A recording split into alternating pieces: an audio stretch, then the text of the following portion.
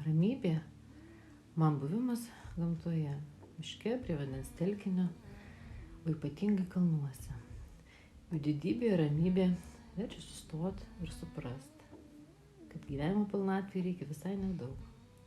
Įsiklausimo į savo vidų ir santarėje su savimi, santarėje su mane supančiais žmonėmis ir gamta. Būtent gamtoje atrandu atsakymus į man rūpinčius klausimus. Ypatingai, jeigu super greitas gyvenimo tempas, bereikšmis miesto aplinkos triukšmas ar blizgučiai išmuša nuo tiesiausio atsakymo paieškos kelio.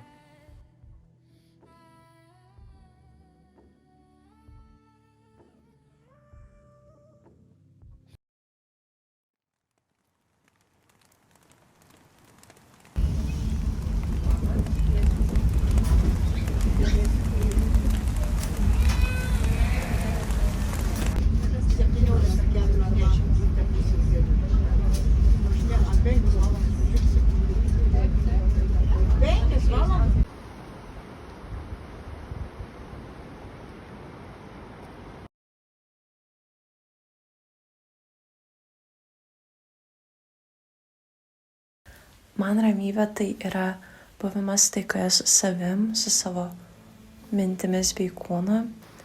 Kaip nekeista, labiausiai ramiai jaučiuosi būdama prie jūros. Manau, taip yra todėl, nes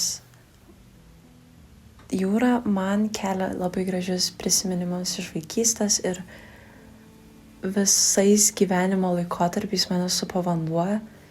Tai manau, vanduo ir tas bangos ir tas jūros ošimo garsas man kelia nostalgiją ir šiltus prisiminimus, žaidžia sentimentai, bet taip pat aš rami jaučiuosi tuomet, kai esu apsupta žmonių, kuriem aš rūpiu ir kurie mane myli ir priima tokią, kokia aš esu, prie kurių aš galiu būti visiškai savimi ir žinau, kad jie nepabėgs ir išliks ir mylės tokią, kokia aš esu.